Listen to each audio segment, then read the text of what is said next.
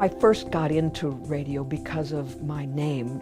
The name is funky, of course, and people smile and laugh, but it was in college when that was a real hip term. And so they gave me a radio show because of my name. It's really Funke in German, which means spark or flame.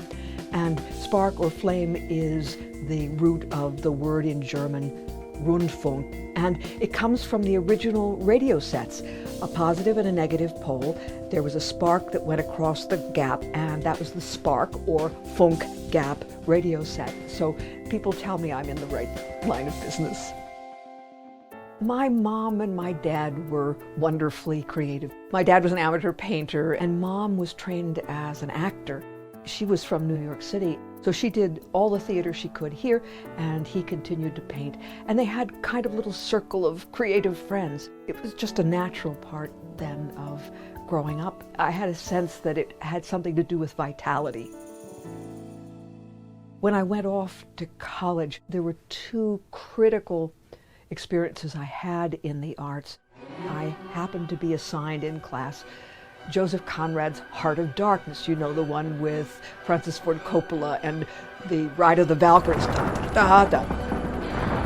I finally viscerally got it. I got what literature could do, I thought, for me, and that was that an author could either from his or her own experience create a narrative and characters and use images and beautiful language to craft something, a form of some sort, and to put it out in the world. And then we as readers could take that in. And if we were open, and I think that's really important, if we were open, we could get a sense from the inside of a different way of seeing the world.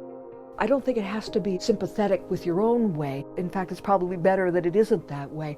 I was appalled by The Heart of Darkness and the way Joseph Conrad put forth a vision of the world. I didn't want the world to be like that.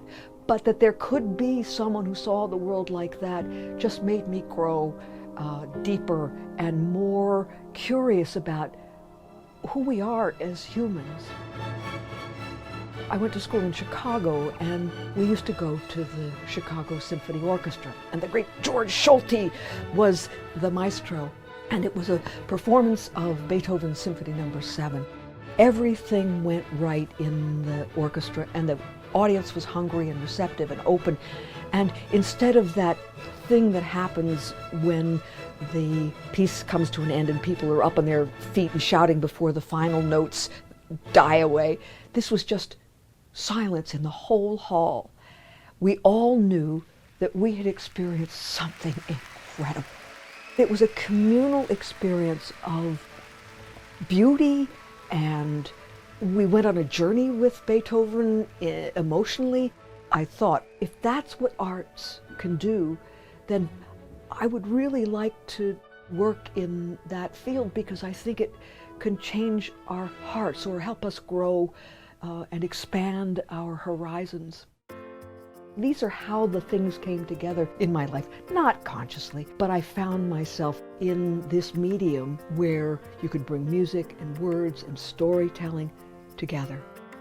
If I devote my attention to you and your self-expression and really listen, you know that I'm not judging, but that I'm really open.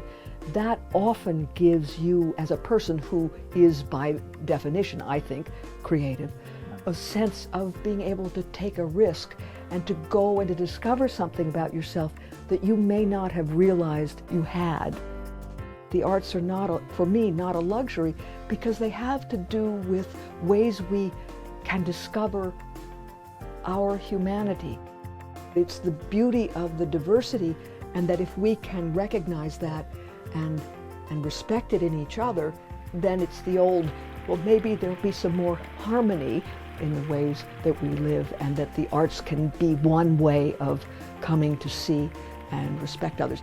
We can surprise ourselves by what turns up there if we pay attention. And I couldn't imagine anything better than that.